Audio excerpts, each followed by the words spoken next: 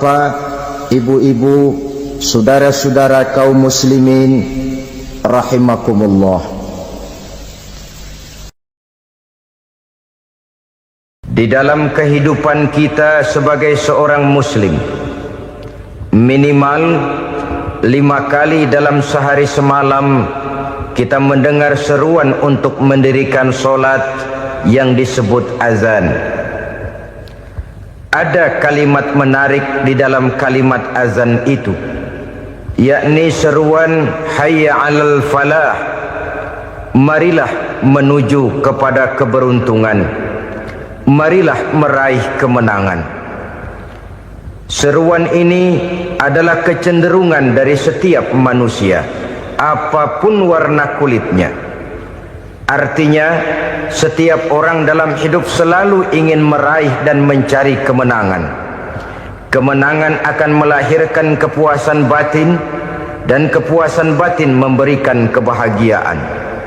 Sedangkan kekalahan melahirkan penderitaan batin, dan penderitaan batin menjerumuskan seseorang di dalam berbagai bentuk kerugian. Jikalau inilah seruan azan, maka masalahnya ialah apa yang menyebabkan kita meraih kemenangan. Al-Quranul Karim memberikan tuntunan dan ajaran kepada kita bahwa orang-orang yang memperoleh kemenangan itu tidak lain adalah orang-orang yang bertakwa. Hanyalah mereka yang bertakwa kepada Allah Subhanahu wa ta'ala pada akhirnya akan tampil sebagai pemenang. Lalu siapa orang yang bertakwa itu? Dijelaskan dalam awal-awal Al-Baqarah, orang yang bertakwa yang akan meraih kemenangan. Pertama, allazina yu'minuna bil ghaib, yaitu orang-orang yang beriman kepada yang gaib, percaya bahwa ada alam yang gaib, alam yang abstrak, alam yang tidak bisa dijangkau oleh salah satu daripada panca indera kita. Mereka percaya dan beriman kepada adanya malaikat, beriman kepada adanya iblis dan jin, beriman kepada adanya alam kubur, beriman kepada adanya alam mahsyar, beriman kepada adanya alam akhirat, beriman kepada adanya surga dan neraka.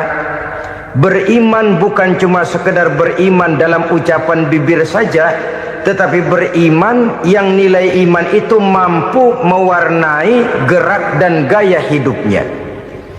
Iman yang meresap sampai ke tulang sumsum, kemudian memberikan dampak positif di dalam kehidupan manusia. Alam, kita tahu, adalah sesuatu yang selain Allah, dan Allah bukanlah alam. Apapun namanya selain daripada Allah, itu adalah alam. Alam pada hakikatnya terbagi menjadi dua. Ada alam syahadah, alam nyata, alam konkret, alam yang bisa dijangkau oleh salah satu indera kita. Kemudian ada alam ghaib, alam yang tidak bisa dijangkau oleh panca indera kita, alam metafisika, alam abstrak, alam yang wajib kita imani keberadaannya. Kita percaya bahwa malaikat itu ada. Kita percaya kepada jin, bahwa jin itu ada. Kita percaya kepada adanya iblis dan setan. Bukan percaya kepada iblis dan setannya, percaya bahwa iblis dan setan itu ada.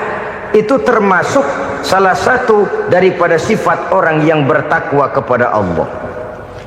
Saudara-saudara kaum muslimin rahimakumullah, kecenderungan pembangunan yang lebih bersifat materialistis biasanya menggeser aspek kehidupan rohani.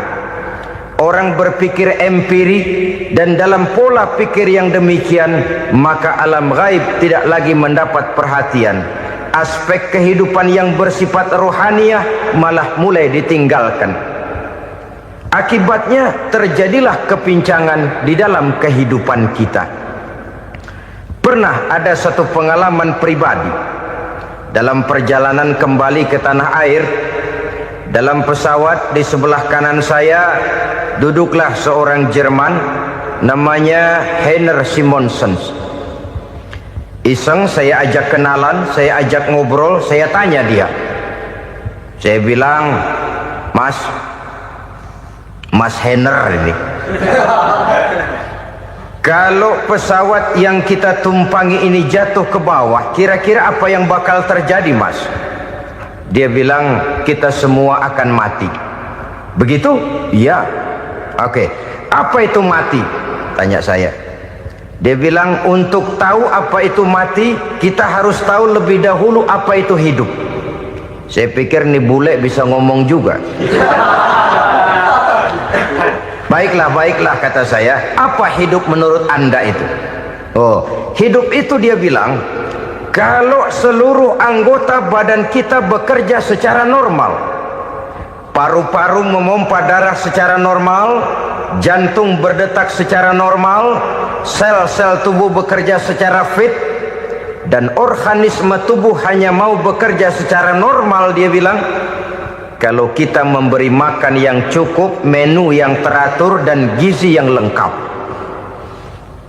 Saya bilang, kesimpulannya apa, Ner? Dia jawab, hidup adalah dari tangan ke mulut. Life is from the hand to the mouth, kata dia. Hidup adalah dari tangan ke mulut. Jadi masalah hidup tidak lebih daripada masalah isi perut. Orang pergi pagi, pulang sore, peras keringat, banting tulang, perut yang dibelain. Saya bilang, you are wrong. Sampean salah, Ner. Kamu orang Islam bukan? Bukan. Pantas. Kenapa saya salah? Dia bilang, ya jelas salah. Salahnya di mana? Kamu ini manusia. Kalau hidup cuma dari tangan ke mulut, saya bilang, kambing di kampung saya juga begitu pikirannya, Ner. Itu kambing di kampung saya, asal perutnya kenyang, sudah hidup dia. Perkara besok bagaimana, lusa prospeknya macam mana, bulan depan ada apa, kambing nggak pernah mikir. Di kampung saya kambing juga pikirannya begitu. Kamu Kristen ya? Tadinya. Loh kok tadinya, lalu apa sekarang kamu ini? Dia bilang, sekarang saya netral.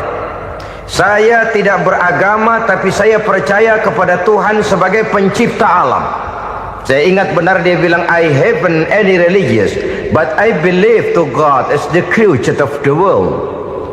Kenapa bisa netral begitu, Ner? Habis saya bingung katanya. Islam bilang Islam baik, Kristen bilang Kristen baik, Hindu Buddha bilang Hindu Buddha baik, semua agama baik. Saya netral sekalian, nggak beragama.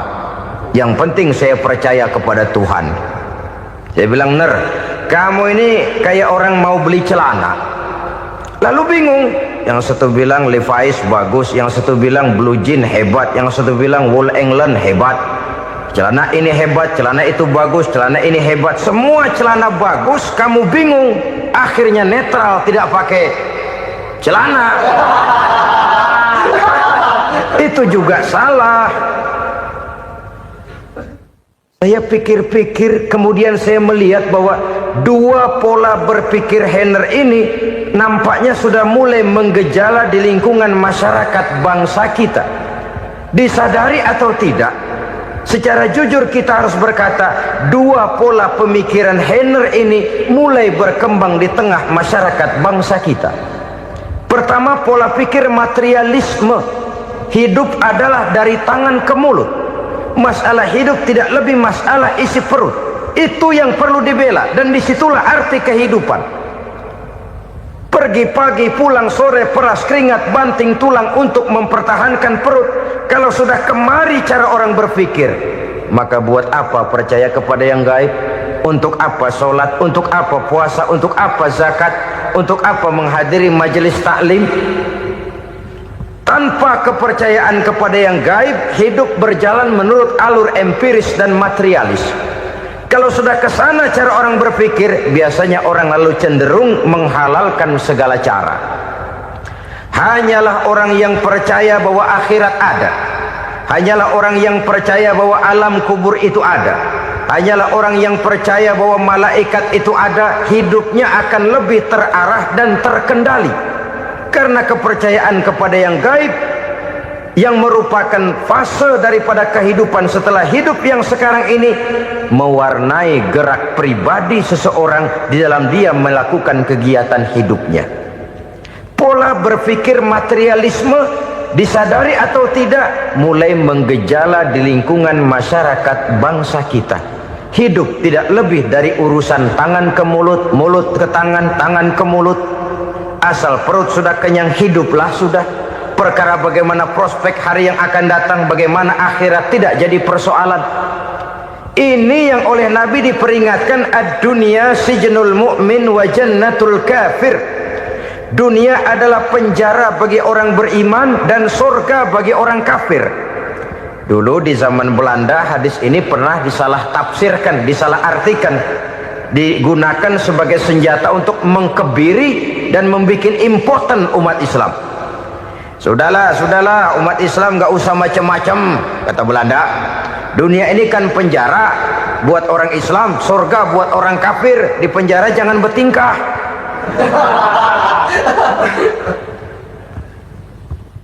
Pengertiannya tidak begitu. Dunia adalah penjara bagi orang mukmin. Artinya dalam kehidupan dunia seorang mukmin tidak bebas memperturutkan hawa nafsunya. Di penjara hawa nafsunya itu. Sebaliknya surga bagi orang-orang kafir. Buat orang kafir surgalah dunia ini. Mereka bebas memperturutkan hawa nafsunya, dilarang tidak terlarang, dicegah pun tidak tercegah. Mereka hidup menurut alur bisikan nafsu mereka sendiri. Kemudian bila ajal datang, maut merenggut nyawa, selesailah surganya sampai di situ. Maka bagi orang-orang yang tidak percaya kepada adanya akhirat, kepada adanya alam gaib, surganya sebatas umurnya. Sekali lagi, surganya sebatas umurnya. Bila umur selesai, ajal pun datang merenggut nyawa, selesailah sudah surganya sampai di situ. Alangkah pendeknya perjalanan orang-orang yang tidak percaya kepada alam gaib ini. Bagi kita mukmin, jikalau kita mampu memenjarakan hawa nafsu, kita bisa bahagia di dunia ini. Dan Islam memang tidak menyuruh kita sengsara di dunia. Raih dunia, kejar dunia, gapai dunia sebagai alat untuk mencapai kebahagiaan di akhirat nanti. Hidup adalah satu perjalanan panjang yang terbentang sejak kita terlahir dari alam rahim sampai kepada alam akhirat nanti. Andai kata kita gagal meraih kebahagiaan di dunia, toh kita masih punya akhirat. Tapi jangan jadi dalil yang melemahkan semangat. Biarin dah kita di dunia kebelangsak, yang penting akhirat. Akhirnya dunia benar-benar kebelangsak. Bagaimana dunia ini bisa kita raih, dan bagaimana meraih dunia untuk menunjang kepentingan akhirat nanti. Yang kedua, dari pikiran Heiner yang saya lihat menggejala di lingkungan masyarakat bangsa kita, timbulnya manusia-manusia netral. Seolah-olah Tuhan yes, agama no. Sama Tuhan percaya, agama ogah. Tuhan ngangguk, giliran agama godeng. Padahal hampir dalam setiap ayat dalam Quran, kata-kata amanu biasanya bergandeng dengan wa amilus sholihat. Iman dan amal soleh. Ini sebagai isyarat Tuhan dan agama jangan pernah dipisah-pisah. Apabila kita bertuhan, maka kita harus beragama. Apabila kita beragama, maka agama itu harus bersumberkan dari Tuhan yang kita imani itu. Tidak mungkin kita pisah, Tuhan yes, agama no. Sama Tuhan percaya tapi agama bikin sendiri.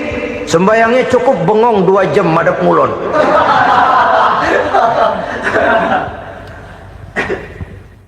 Saudara-saudara kaum muslimin rahimakumullah. Jadi dengan demikian, agama yang kita akui merupakan unsur mutlak di dalam pembangunan sekarang ini, merupakan bagian dari kehidupan yang menuntun kita bahwa di balik alam nyata ini, di balik alam syahadah ini ada alam gaib.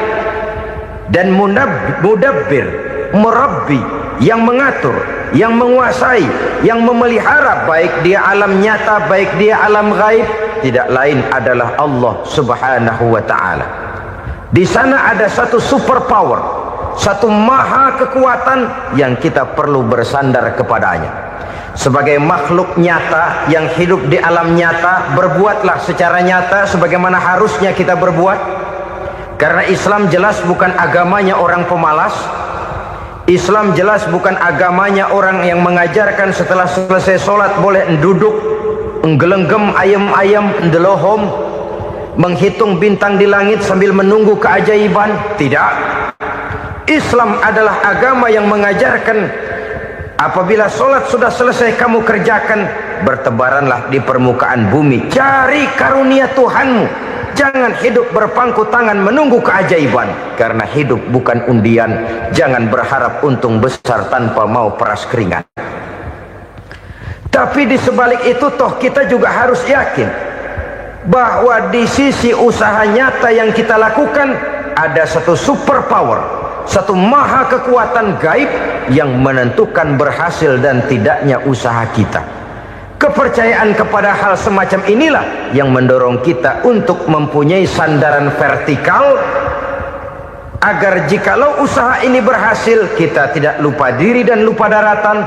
Jikalau usaha ini gagal, kita tidak putus asa dan buruk sangka, tidak cupik pandangan dan sempit hati, tapi mampu melihat persoalan dengan kacamata putih sambil husnuzon kepada Allah Subhanahu wa ta'ala.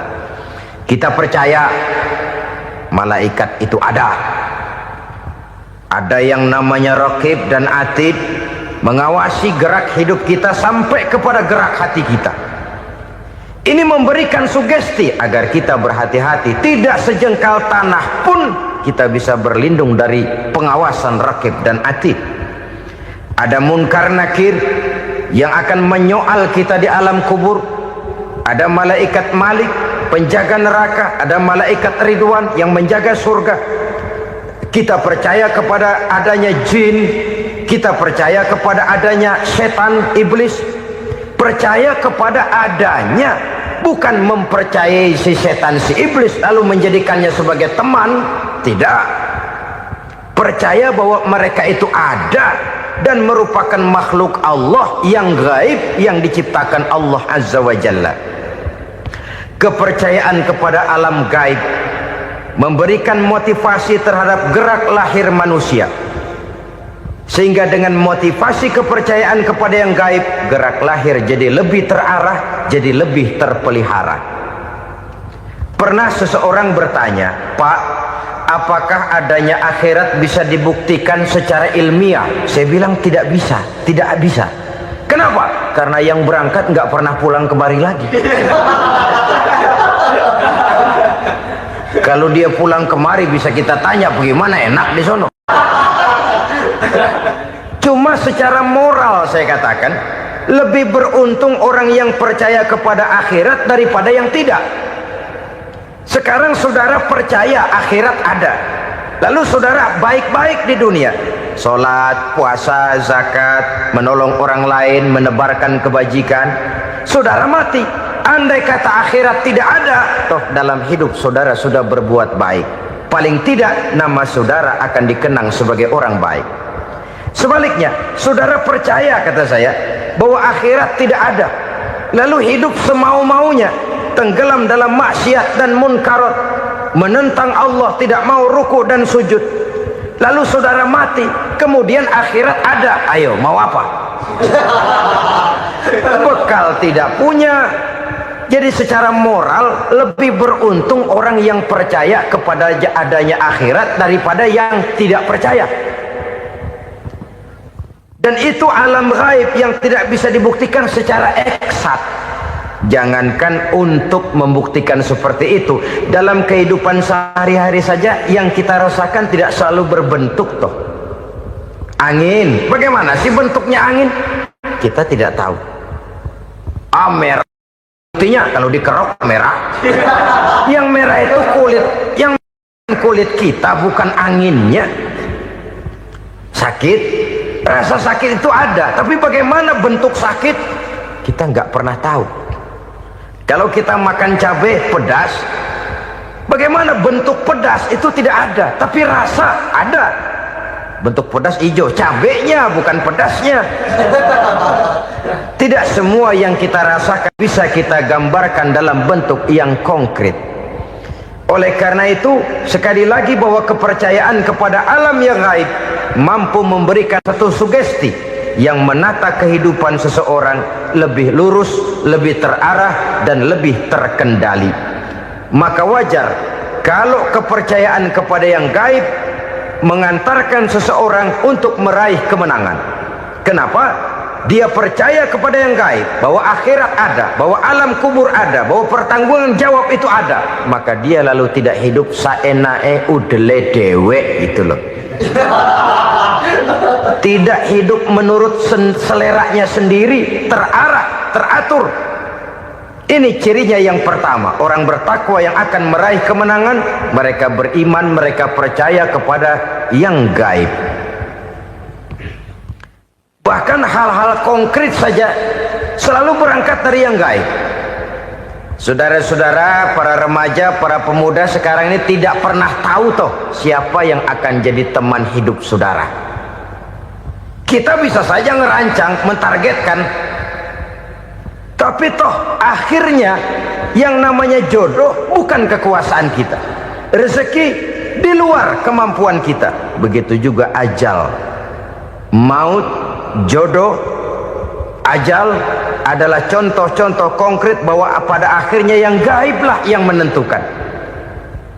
Bertahun-tahun ngelancong, emang jodoh seret, nggak jadi.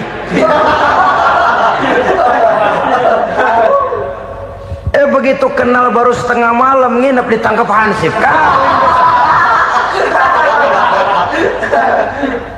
Hal-hal semacam itu kadang-kadang kita berpikir suuzon, gilet, perempuannya cakep banget, lakinya rebek amat. Memang begitulah jodohnya. Memang begitulah jodohnya. Saudara hadirin ma'asyiral muslimin yang saya hormati, jadi hal-hal yang konkret saja kita yakini sepenuhnya ditentukan oleh satu superpower yang gaib itu tadi. Dari sanalah segala ketentuan itu berangkat, dan kesanalah segalanya akan kembali. Maka kepercayaan kepada yang gaib meluruskan gerak hidup seseorang, dan itu akan mengantarkan dia kepada meraih kemenangan. Satu. Yang kedua, wa yuqimuna shalah. Orang bertakwa yang akan meraih kemenangan itu adalah orang-orang yang mendirikan sholat. Kenapa sholat mengantarkan orang untuk meraih kemenangan? Yang jelas, inna sholata tanha anil fahsya'i wal munkar. Sholat mampu mencegah manusia dari perbuatan keji dan munkar. Banyak filsafat hidup yang terkandung di dalam sholat ini. Sejak kita wudhu sampai kita menghadap ke arah kiblat, sampai kita melakukan gerak-gerak sholat, bacaan-bacaan yang ada di dalam sholat, lalu sampai kepada mengucapkan salam. Banyak filsafat hidup yang terkandung di dalam sholat. Umpamanya saja, setelah takbiratul ihram, mulai kita dengan sholat dalam posisi berdiri. Diajarkan dalam kitab-kitab fikih agar kita melihat ke arah tempat sujud. Ini kan filsafat kehidupan. Kalau kamu sholat dalam posisi berdiri, lihat tempat sujud. Jangan sholat mata jelalatan, sebab nanti bisa mengurangi kekhusyuan. Jadi wajar kalau yang dikatakan bahwa yang paling afdol adalah shaf yang di depan. Kenapa? Secara harfiah pengertiannya akan lebih mengundang kekhusyuan. Kenapa? Kalau kita di shaf paling depan di masjid umpamanya, paling banter kita lihat tembok. Tapi kalau kita shaf di tengah atau di belakang, orang-orang di depan kita pun akan kelihatan. Yang bajunya loreng, yang bajunya genggang, yang bajunya macam-macam. Kita lihat, kadang-kadang kita pikirin, ada yang bajunya bolong. Kita sholat tapi dalam hati, nih orang bajunya robek, yang nggak tahu apa. Ada saja hal-hal yang mengusik kekhusyuan kita. Oleh sebab itu diajarkan dalam posisi berdiri, lihat, arahkan pandangan matamu kepada tempat sujud. Ini kan filsafat kehidupan. Maksudnya apa? Kalau lagi diri lihat dong tempat sujud. Kalau udah di atas ingat dong sama yang bawah. Kalau sudah tinggi ingat dong dari mana kamu berangkat. Kalau sudah berkuasa bantu dong yang lemah. Kalau sudah kaya santuni dong yang miskin. Kalau sudah alim bimbing dong yang awam. Ini filsafat kehidupan. Dalam posisi berdiri kau lihat tempat sujud. Ini akan melahirkan kepekaan sosial di mana seseorang mau tahu kepada orang lainnya. Bagaimanapun kaya kita, tinggi pangkat dan jabatan kita, jikalau hidup hanya untuk kepentingan perut sendiri saja, rasanya belum membawa manfaat di dalam kehidupan kita. Tapi efek yang tertinggi sesungguhnya, solat mencegah manusia dari perbuatan keji dan munkar. Perbuatan keji dan munkar walaupun kelihatannya mendatangkan uang, membawa keuntungan, tapi itu keuntungan semu, keuntungan sementara. Dengan menipu orang lain kita bisa dapat untung, tapi tidak membawa berkah. Dan itu adalah kerugian besar dalam kehidupan kita.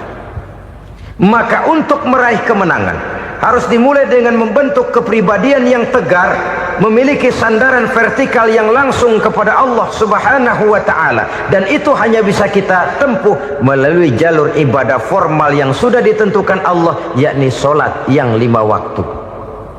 Untuk memperkuat itu ada solat-solat sunnah, rawatib, nawafil sebagai terminal-terminal kontrol cadangan untuk memelihara stabilitas temperatur batin di dalam kita berhubungan dengan zat yang maha gaib, yaitu Allah Subhanahu wa ta'ala. Orang sering bertanya, Pak, itu tetangga saya nggak sholat, duitnya nggak habis-habis, Pak. Nggak sholat tapi mobilnya tambah terus. Nggak sholat tapi usahanya makin maju. Tapi di sisi lain ada orang yang rajin sholat, rezekinya butak bener. Anaknya mana kurus, mana korengan. Saudara hadirin ma'asyiral muslimin rahimakumullah. Harus saya katakan bahwa solat memang bukan untuk cari duit. Solat adalah sandaran vertikal kita kepada Allah. Sedangkan soal rezeki itu berkaitan dengan sifat Allah maha pengasih dan maha penyayang. Allah maha pengasih, siapapun dikasih kalau mau usaha. Allah maha penyayang, tidak semua orang disayang oleh Allah Azza wa Jalla. Dan belum tentu banyak harta itu merupakan nikmat. Mungkin juga istidraj. Artinya istidraj itu dikasih tapi diambulin, kalau bahasa Betawinya itu. Dikasih tapi diambulin, itu bukan merupakan nikmat sesungguhnya, lebih merupakan azab dari Allah Subhanahu wa ta'ala.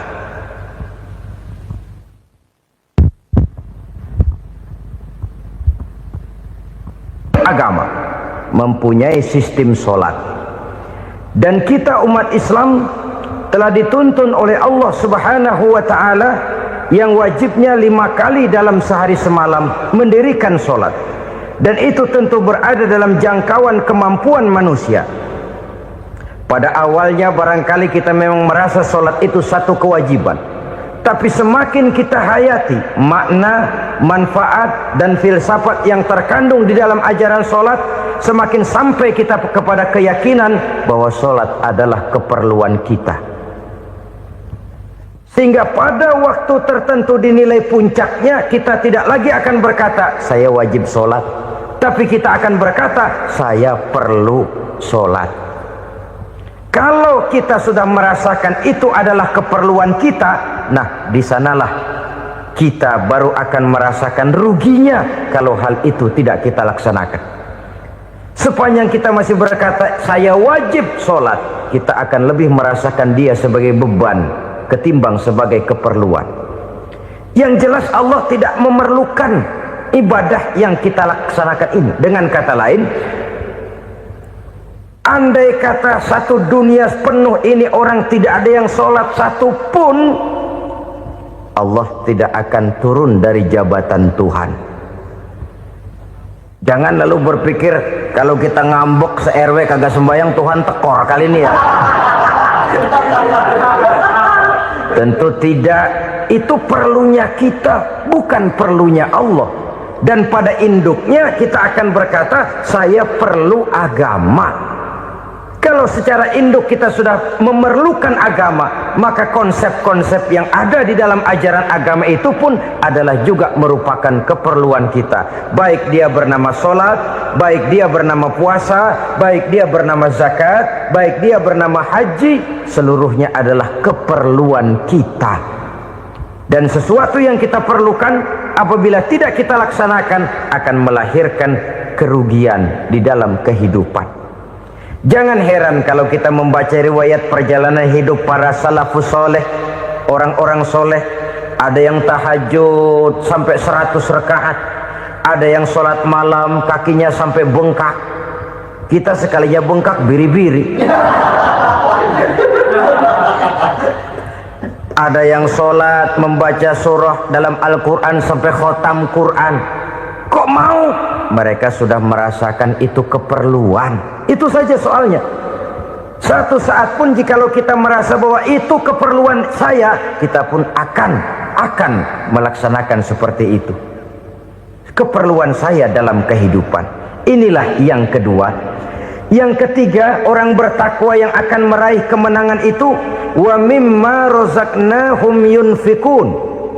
Mereka membelanjakan sebagian daripada rezeki yang diberikan Allah kepada mereka. Mereka infakkan di jalan Allah. Ada satu dialog menarik. Satu hari seorang anak muda bertemu dengan seorang kakek-kakek yang sudah dikenalnya baik. Bertanyalah anak muda ini, "Kek, umur kakek berapa tahun?" 15 tahun, kata si kakek. "Anak kakek berapa orang?" 1. "Harta kakek berapa banyak?" 15 juta. Si anak muda ini bengong, lalu protes, "Kok kakek bohongin saya?" "Kenapa?" "Saya tahu umur kakek 70 tahun. Kenapa ngaku 15? Saya tahu anak kakek 5. Kenapa bilang 1? Saya tahu kakek miliuner, miliaran uang kakek. Kenapa ngaku cuma 15 juta? Begini, kata si kakek tadi. Benar, umur saya 70 tahun. Tapi dari umur yang 70 tahun itu baru 15 tahun terakhir ini saya merasakan ibadah kepada Allah. Meninggalkan maksiat, jauh dari segala macam munkarat. Maka yang 15 tahun inilah yang benar-benar saya rasakan sebagai umur saya. Benar anak saya 5, tapi yang 4 susah diatur. Cuman 1 rasanya nih yang bakal jadi si buah hati belahan jantung pelanjut cerita penerus sejarah. Cuma 1 ini yang saya harapkan, yang akan jadi anak soleh, yang akan membuat saya menerima pensiunan pahala. Kalau yang 4 apek dah, nggak ada harapan. Yang 1 nyekek botol melulu. Oh begitu, iya. Lalu kenapa kakek bilang harta kakek cuma 15 juta padahal saya tahu kakek uangnya miliaran, depositonya banyak? Ya karena 15 juta itulah yang saya ingat yang pernah saya belanjakan di jalan Allah. Saya merasa itulah harta saya yang sebenarnya. Yang miliaran yang saya simpan di bank kelak, kalau satu saat saya mati, akan jadi rebutan di antara anak-anak saya. Iya kalau anak saya soleh kayak yang 1 ini. Kalau yang 4 tadi udah tulen dia bakal berantem dah berebut tuh. Jadi 15 juta yang saya belanjakan di jalan Allah inilah yang saya merasakan benar-benar harta saya yang sesungguhnya. Dialog ini patut menjadi bahan renungan kita bersama. Diberikan kita umur 40, 50, 60, 70, 80. Berapa tahun dari umur yang diberikan itu yang jalan mulus, yang kita gunakan untuk melaksanakan ibadah? Banyak harta kita simpan di bank, di lemari, di dompet, di tas. Tapi berapa yang sudah kita depositokan di jalan Allah yang akan menemani kita di hari kita kembali nanti? Maka orang bertakwa yang akan meraih kemenangan, wa mimma razaqnahum yunfikun. Mereka membelanjakan sebagian dari rezeki yang diberikan Allah di jalan Allah subhanahu wa ta'ala. Ma'asyiral muslimin rahimakumullah, zahirnya memang kita memberikan kepada orang lain, tapi hakikatnya kita menyimpan untuk diri kita sendiri. Kita memberikan kepada yatim piatu 25.000, zahirnya kita memberikan si yatim, hakikatnya kan kita cuma nyimpan. Saya berikan, titip kepadamu, ini untuk saya di akhirat. Kau boleh belikan baju, kau boleh belikan untukmu makan, kau boleh bayarkan sekolahmu, ini untuk saya. Hakikatnya kita nyumbang masjid 1 juta, zahirnya kita berikan kepada panitia masjid, tapi hakikatnya kan cuma titip 1 juta ya, untuk saya di alam kubur nanti.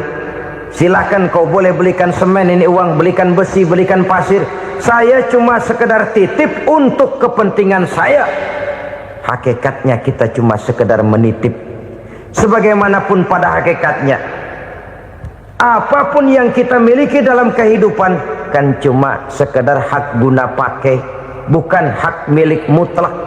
Harta kita, rumah kita, kendaraan kita, kebun kita, pabrik kita, hak guna pakai saja. Hak milik mutlak cuma untuk Allah subhanahu wa ta'ala. Saudara-saudara kaum muslimin rahimakumullah, ini yang ketiga. Kemudian yang keempat, orang-orang bertakwa yang akan meraih kemenangan,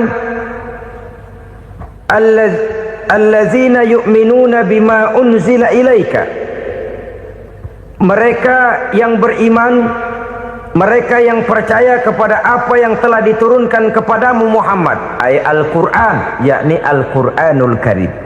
Setelah percaya kepada yang gaib, mendirikan solat, kemudian menginfakkan sebagian dari rezeki yang diberikan Allah, mereka juga lalu percaya kepada yang diturunkan terhadap Nabi, yaitu tidak lain Al-Quranul Karim. Sekali lagi di sini, percaya bukan hanya sekedar percaya saja, tetapi percaya lalu menjadikan Al-Quran itu sebagai pedoman hidup. Sebab memang Al-Quran itu adalah GBHM, garis-garis besar haluan muslim. Apa yang harus kita lakukan, apa yang harus tidak kita lakukan, bagaimana mestinya kita bertingkah laku dan berbuat, seluruhnya tercantum di dalam Al-Quranul Karim. Itu sebabnya ketika satu hari Aisyah ditanya bagaimana akhlak Rasul, beliau menjawab, kana Rasulullah sallallahu alaihi wasallam khuluquhul Quran. Akhlak daripada Rasulullah tidak lain adalah Al-Quran. Jawaban simpel ini memberikan gambaran bahwa keseluruhan daripada konsepsi Quran sudah diterjemahkan dalam kehidupan Rasulullah sallallahu alaihi wasallam. Karena kita tahu akhlak adalah keseluruhan dari gerak hidup manusia, sejak ia berpribadi, berumah tangga, bertetangga, bermasyarakat, sampai kepada berbangsa dan bernegara. Al-Quran tetap memberikan sentuhan nilainya. Oleh karenanya, orang-orang yang bertakwa adalah orang-orang yang menjadikan Al-Quran sebagai pedoman dalam kehidupannya. Dan kita yakini Al-Quran diturunkan kepada Nabi Muhammad, bukan merupakan produk Nabi Muhammad. Isi dan redaksinya langsung dari Allah subhanahu wa ta'ala. Kemudian cirinya yang kelima, orang bertakwa yang akan meraih kemenangan itu, wa ma unzila min qablika, tidak hanya sekedar percaya kepada yang diturunkan terhadap Nabi Muhammad yaitu Al-Quran, mereka juga percaya kepada apa yang pernah diturunkan kepada para nabi, kepada para rasul sebelum Nabi Muhammad. Percaya kepada adanya suhuf, percaya kepada adanya Taurat, percaya kepada adanya Injil, percaya bahwa Allah dahulunya sudah menurunkan Taurat kepada Musa, percaya bahwa Allah sudah menurunkan Injil kepada Isa, percaya Injil ada, Taurat ada, diturunkan Allah untuk Isa dan Musa, tetapi tidak wajib mengamalkannya karena kita sudah diberikan Al-Quranul Karim. Ini yang perlu saya garis bawahi. Kita percaya Allah telah menurunkan Injil dahulu kepada Isa. Kita percaya bahwa Allah telah menurunkan Taurat dahulunya kepada Nabi Musa. Kadang-kadang ini dijadikan dalih, dikacaukan pengertiannya. Quran saja mengajarkan bahwa orang yang bertakwa harus percaya kepada Injil, maka pakailah Injil. Apalagi kalau ayat sebelumnya ditilap, dihapus, dihilangkan, Injilnya yang ditekankan, maka akan terjadilah penekanan yang salah arah. Karena salah arah akhirnya bisa merusak dan menghancurkan akidah. Ketika Rasul suatu saat pernah ditanya orang, "Ya Rasul, bagaimana sikap kita sebagai muslim terhadap Injil yang ada sekarang?" Beliau menjawab, "La tukadzibuhu jami'an wa la tusaddiquhu jami'an." Jangan didustakan seluruhnya, jangan juga dibenarkan semuanya. Artinya, ini sudah merupakan gambaran dari Rasul bahwa dalam Injil yang ada sekarang masih ada ajaran-ajaran tauhid yang dibawa oleh Nabi Isa dan diajarkan kepada umatnya. Tapi juga dalam Injil yang sekarang ini sudah terkena intervensi dan investasi manusiawi. Karena itu Rasul menyimpulkan, la tukadzibuhu jami'an wa la tusaddiquhu jami'an. Jangan didustakan semua, jangan dibenarkan seluruhnya. Kita memang percaya Allah telah menurunkan Injil kepada Nabi Isa dulu, tapi kita tidak wajib mengamalkan Injil. Kita percaya Allah telah menurunkan Taurat kepada Nabi Musa, tapi kita tidak wajib mengamalkan kitab ajaran Taurat. Yang wajib kita percayai dan kita amalkan hanyalah Al-Quranul Karim. Kenapa? Oleh karena baik yang ada di dalam Taurat, baik yang ada di dalam Injil, tentu tercakup di dalam Al-Quran sebagai kitab terakhir yang diturunkan oleh Allah Subhanahu wa Ta'ala. Dan itu wajar. Kalau seorang pejabat mau mengeluarkan satu keputusan baru, tentu dia harus meninjau keputusan-keputusan lama. Andai kata dianggap tidak berlaku, dianggap tidak relevan lagi, maka keputusan-keputusan lama itu tentu sudah dianggap tidak berlaku. Sebagian daripada aturan-aturan dalam keputusan lama yang masih dianggap relevan tercantum dalam keputusan baru yang wajib diamalkan. Begitulah hubungannya antara Al-Quran, Taurat, Zabur, dan Injil. 4 kitab samawi yang diturunkan Allah masing-masing kepada Zabur untuk Nabi Daud, Taurat untuk Nabi Musa, dan Injil untuk Nabi Isa alaihi wassalatu wassalam. Ketiga-tiga kitab itu kita percayai adanya. Kita yakini Allah telah menurunkan Zabur, Taurat, dan Injil. Tapi kita tidak wajib mengamalkannya. Yang wajib kita mengamalkannya sekarang ini tidak lain hanyalah Al-Quranul Karim saja. Karena ia mencakup apa yang ada di dalam Zabur, apa yang ada di dalam Taurat, dan apa yang ada di dalam Injil. Keotentikannya bisa dipertanggungjawabkan. Ya, tapi kan Nabi Muhammad sudah mati 14 abad yang lalu, dan di zaman beliau Al-Quran kan belum dikodifikasikan, belum ditulis. Bagaimana keotentikannya bisa dipertanggungjawabkan? Mudah saja. Allah berjanji, inna nahnu nazzalna dzikra wa inna lahu lahafizun. Kami yang menurunkan Al-Quran dan kami yang akan menjaga dan memeliharanya. Allah turunkan Quran, Allah menjaganya. Bagaimana cara Allah menjaga Al-Quran itu? Banyaknya orang-orang yang hafaz Al-Quran. Hafaz Al-Quran 30 juz, 114 surah, 6.666 ayat. Sehingga jangankan satu kata, jangankan satu ayat, satu kalimat saja berubah sudah akan timbul reaksi dan mudah dimengerti. Kenapa? Banyak orang-orang yang hafaz Al-Quran. Sedangkan pada setiap akhir tahun biasanya malaikat Jibril selalu mengadakan checking terhadap ayat-ayat yang diturunkan pada waktu itu. Di zaman Nabi sendiri sudah ada usaha kodifikasi. Dan yang lebih luar biasa lagi, sampai hari ini tidak seorang pun mampu membuat satu ayat saja semacam Al-Quran. Ke bahasa manapun dia diterjemahkan, naskah aslinya tetap ikut, rujukan dasarnya tetap ada. Berdasarkan itu, maka tidak mungkin terjadi penyelewengan terhadap atau pemalsuan terhadap ayat-ayat Al-Quranul Karim. Kesuciannya, keotentikannya, kemurniannya bisa dipertanggungjawabkan. Ma'asyiral muslimin rahimakumullah. Oleh karenanya, konsepsi dasar daripada ajaran Islam ini memang tidak lain adalah Al-Quran dan Sunnah. Isi daripada agama Islam yang merupakan iman, Islam dan ihsan, konsepsi dasarnya tidak lain adalah Al-Quran dan Sunnah Rasulullah Sallallahu Alaihi Wasallam. Maka yang kita perlukan sekarang ini adalah terjemahan Al-Quran di dalam kehidupan kita. Dengan demikian, maka gaya kehidupan yang lebih Qurani itulah yang kita dambakan. Kita perlu memang terjemahan Quran dalam bahasa Inggris, dalam bahasa Belanda, dalam bahasa Jepang, tapi yang lebih kita perlukan adalah terjemahan Quran di dalam kehidupan kita.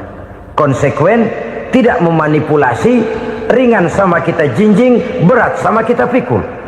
Jangan kalau lempengan ayat Quran tuh kira-kira enak diamalin, keras teriakan kita. Giliran kira-kira ayat Quran itu mukul kepala kita sendiri, diam kita. Itu ciri yang pernah disindir Allah dalam awal-awal Baqarah juga. Ciri beragamanya orang yang munafik. Kullama adha'a lahum masyawfih, kata Allah. Wa iza azlama alaihim qamu.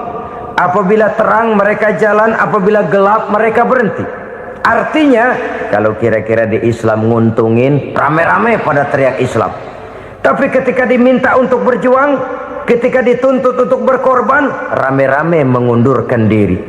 Nasib agama tidak ubahnya seperti daun pisang yang dikait orang di tepi jalan lantaran tak berpayung di ketika hari hujan. Manakala hujan usailah sudah, daun itu pun dicampakkan di tepi jalan, diinjak pula orang nan lalu. Artinya, orang menjadikan agama cuma sebagai lipstick, decoration only, tidak konsekuen. Hanya pada saat-saat kelihatannya Islam membawa keuntungan, rame-rame orang teriak-teriak tentang Islam. Tapi jikalau diminta berjuang, jikalau dituntut untuk berkorban, biasanya rame-rame juga mengundurkan diri. Jangan heran kalau mayoritas hitungan kita, tapi minoritas peranan kita. Kuantitas kita dalam jumlah, tapi dalam kualitas kita lebih sering jadi penonton daripada jadi pemain. Padahal itu sangat tidak boleh terjadi. Umat Islam di Indonesia harus bangkit. Umat Islam di Indonesia harus sadar akan keberadaannya. Tidak boleh hanya jadi penonton berpangku tangan, karena memang agama kita juga mengajarkan untuk konsekuen di dalam menjabarkan ajaran-ajaran daripada agama kita. Kita sering jatuh menjadi umat yang lemah oleh karena kita ini tidak pandai menggalang kebersamaan yang diakibatkan tidak konsekuennya kita. Diistilahkan bahwa umat Islam di dalam menggalang kebersamaannya itu harus seperti orang main sepak bola. Saudara-saudara kan tahu orang main sepak bola itu. Orang main sepak bola, kalau pertandingan belum dimulai sih silakan saja kumpul di luar lapangan, atur strategi yang baik. Tapi kalau pertandingan sudah dimulai, turun ke lapangan hijau, jangan kumpul terus. Ada sepak bola gotong royong, mundur-mundur rame-rame, depan ke depan kumpul melulu mainnya. Kalah. Orang main sepak bola itu ya harus ada penyerang tengah, harus ada penjaga gawang, harus ada strikernya, harus ada kiri luarnya, kanan dalamnya yang jadi backnya. Posisi boleh bermacam-macam, tapi yang penting saling ngoper untuk menggolkan gawang lawan. Begitulah umat Islam ini.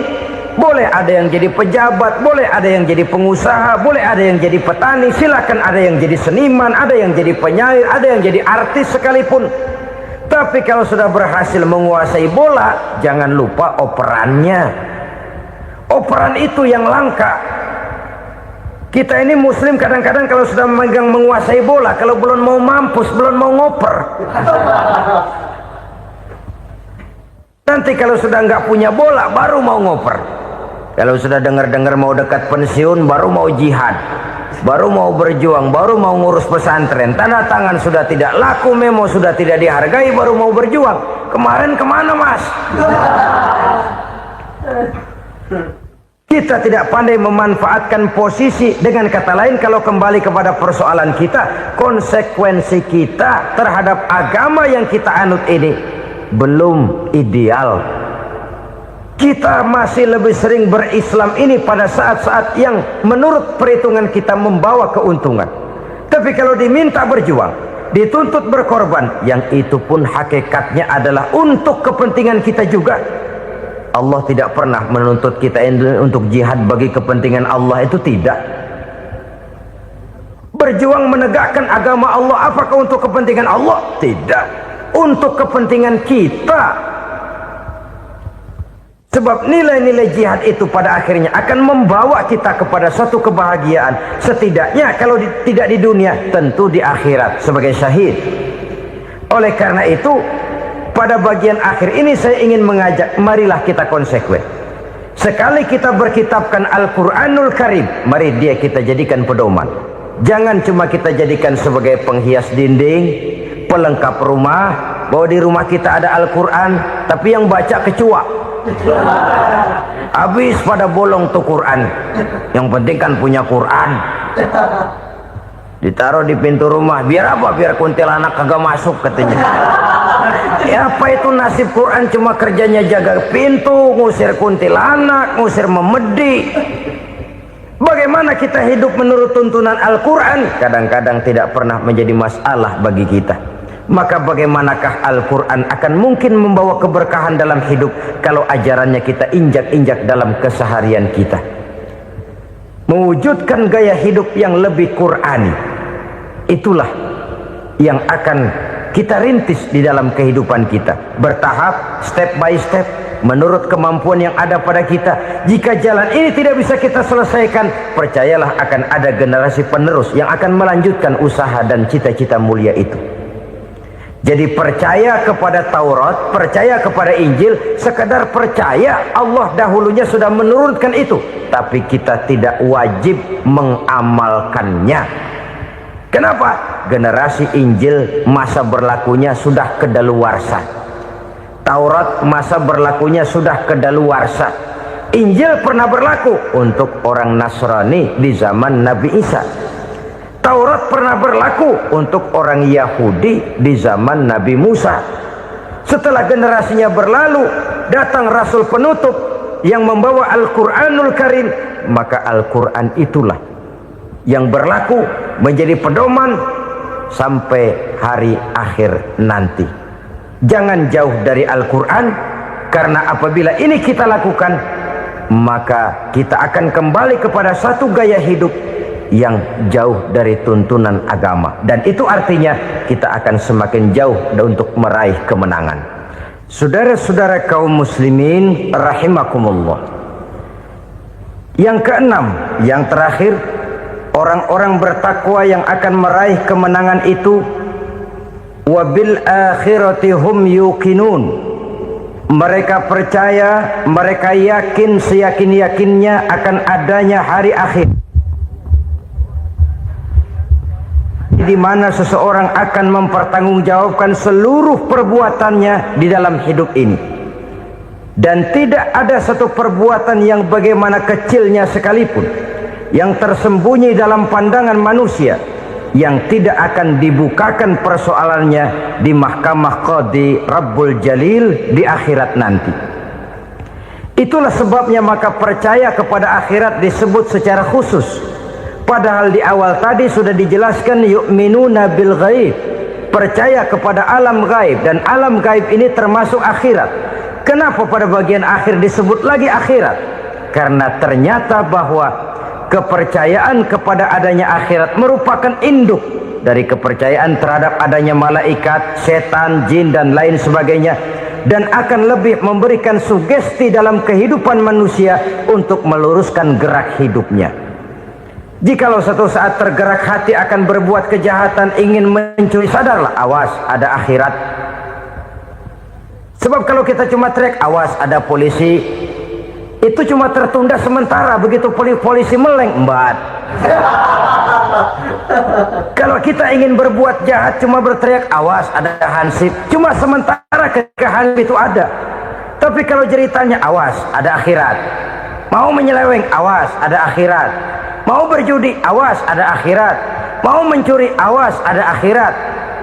Keyakinan yang akan meluruskan gerak hidup manusia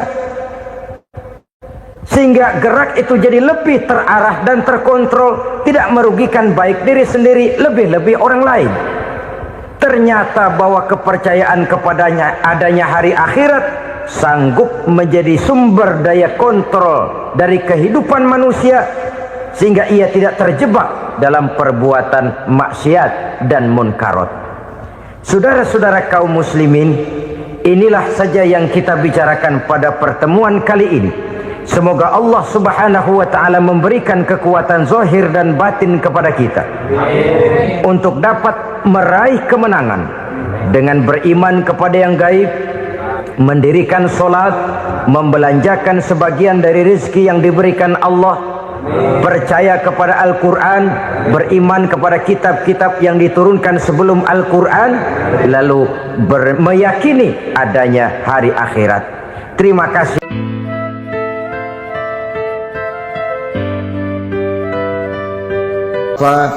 Ibu-ibu, saudara-saudara kaum muslimin rahimakumullah, kita menyaksikan peristiwa-peristiwa yang memilukan dan memalukan.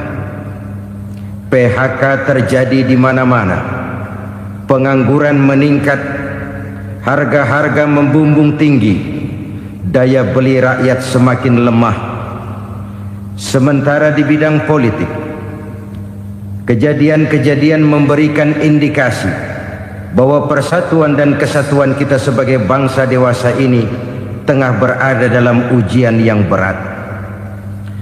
Pada jumpa kita kali ini, tanpa bermaksud untuk mencari kambing hitam dari bencana yang kita hadapi, saya ingin menyampaikan sebuah hadis yang diriwayatkan oleh Imam At-Tabarani dari Ibnu Abbas, bahwa Rasulullah sallallahu alaihi wasallam bersabda, khamsun bi khamsin, ada 5 perkara yang dapat menimbulkan 5 macam bencana.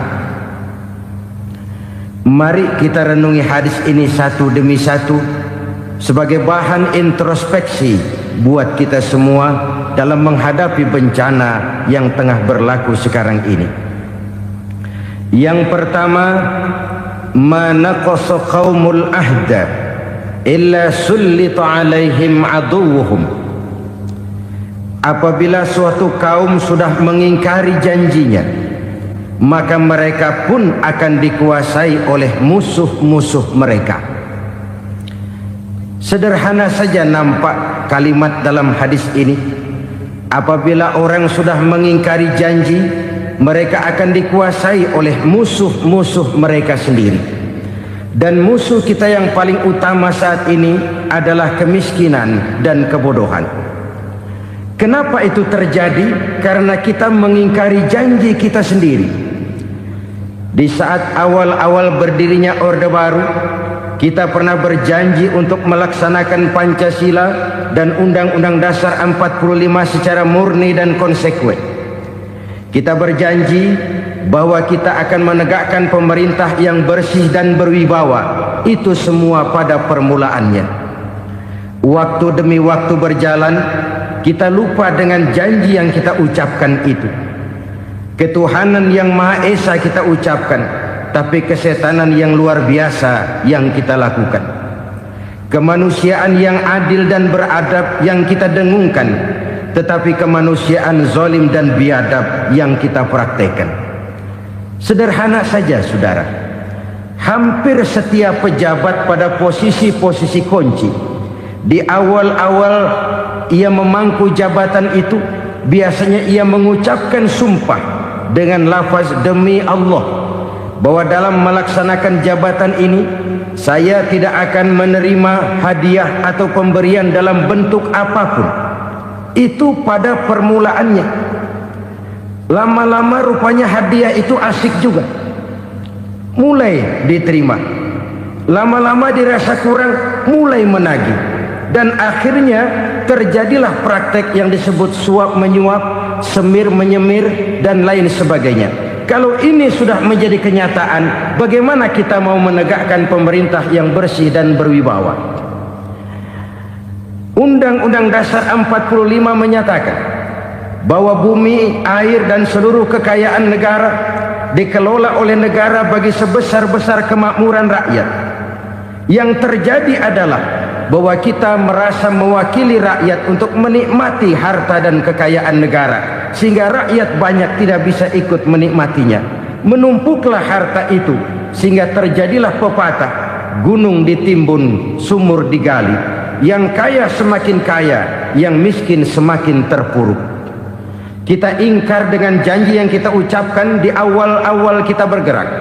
Kita ingkar dengan janji pada saat kita mengatakannya dengan menyebut nama Allah, dengan mempertaruhkan nama Tuhan. Sehingga pada akhirnya jabatan pun mengalami tender. Sudah menjadi rahasia umum. Orang mau jadi lurah mesti mengeluarkan uang. Mau jadi camat mesti mengeluarkan uang.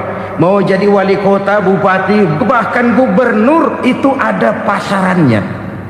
Secara logika, kalau orang memperoleh satu jabatan karena banyak mengeluarkan uang, tentu pada saat ia mengeluarkan uang, ia sudah punya pemikiran, modal pasti pulang, modal pasti kembali.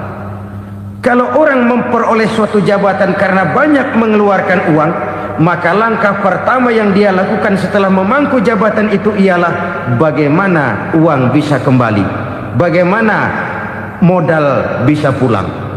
Kalau modal sudah pulang, pikiran berikutnya bagaimana supaya dapat untung. Lalu kapan mau bekerja untuk kepentingan rakyat? Itu nomor 18. Kemudian kalau ada proyek-proyek besar, pertanyaannya ialah bukan apakah proyek ini bermanfaat bagi rakyat, apakah proyek ini layak untuk diteruskan, tetapi yang jadi pertanyaan paling utama ialah bagian saya berapa duit dari proyek ini. Kita bisa lihat proyek, mega proyek lahan 1 juta hektar di Kalimantan Tengah, triliunan rupiah, dan proyek itu gagal. SD Impres bulan ini diresmikan, bulan depan retak. Jembatan-jembatan bulan ini gunting pita, bulan depan runtuh. Kita ingkar dengan janji. Kita berkata kita bekerja untuk kepentingan rakyat, tapi kita tidak pernah mengenal rakyat itu. Apabila suatu kaum sudah mulai mengingkari janji, maka mereka akan dikuasai oleh musuh-musuh mereka. Akibatnya tersusunlah barisan-barisan sakit hati yang makin lama makin menjadi bola salju, menggelinding membesar, dan kemudian terjadilah hal-hal yang tidak kita inginkan lagi. Apabila suatu kaum sudah mengingkari janji, maka mereka akan dikuasai oleh musuh-musuh mereka. Ini penyebab bencana yang pertama. Kita tidak konsekuen. Tadinya kita dengan lantang teriak-teriak berantas korupsi, ganyang korupsi. Pada waktu kita belum mendapat kesempatan. Setelah kita naik punya kesempatan, rupanya korupsi enak juga dirasa. Terjadi pergeseran nilai, orang luntur, kehilangan idealisme awal. Lalu untuk menghibur-hibur diri, menutup-nutup kesalahan, kita gunakanlah pepatah bahwa tidak ada gading yang tak retak, bahwa kita harus mikul dhuwur mendem jero. Itu semua cuma sebagai dalih agar kesalahan kita tidak dibicarakan orang lain. Padahal kita sendiri yang mengingkari janji. Kita yang keluar dari komitmen awal kita. Kita berjanji melaksanakan Pancasila dan Undang-Undang Dasar 45 dengan murni dan konsekuen. Kita berjanji untuk menegakkan pemerintah yang bersih dan berwibawa. Namun dalam kenyataannya itu tidak kita laksanakan dengan sebagaimana mestinya. Kita bergeser, kita mengalami proses degradasi, peluncuran nilai, dan akhirnya terbentuklah barisan-barisan sakit hati yang semakin lama semakin membesar itu. Kita harus introspeksi. Memang kalau zaman sedang susah, biasanya kambing hitam laris, tukang kompor gentayangan. Itu dari dulu selalu mencari kambing hitam. Karena itu kita tidak bicara orang, kita tidak bicara siapa yang salah, kita bicara sistem, dan sistem itu bisa mengena siapa saja. Kalau orang sudah mulai mengingkari janji, bergeser dari komitmen awal, itu sudah mulai ia mengalami proses peluncuran, proses degradasi. Ini penyebab yang pertama. Kita tidak lagi konsekuen bahwa bumi, air, sumber daya alam adalah milik negara, dikuasai oleh negara, digunakan bagi sebesar-besar kemakmuran rakyat. Ternyata rakyat yang makmur itu tidak merupakan gambaran yang menyeluruh dari rakyat kita. Undang-undang dasar kita menganut ekonomi kekeluargaan, tapi yang kita praktekkan adalah ekonomi keluarga. Kalau bukan keluarga nggak dapat proyek. Kalau bukan keluarga nggak dapat macam-macam. Kekeluargaan kita rubah menjadi keluarga, timbullah penyakit nepotisme. Kita bergeser, kita ingkari janji, dan kita anggap kita atasnamakan rakyat. Rakyat cuma sekedar jadi address, rakyat cuma sekedar jadi alamat, tetapi kehidupan mereka tidak banyak berubah dan tidak banyak terangkat.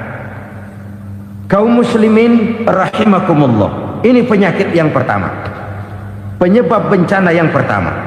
Yang kedua, kata Nabi, wa ma hakamu bighairi ma anzalallah. Apabila hukum yang diterapkan sudah tidak lagi bersumber dari hukum Allah, illa fasha fihimul faqru, maka akan bertebaranlah kemiskinan di mana-mana. Ini artinya apa?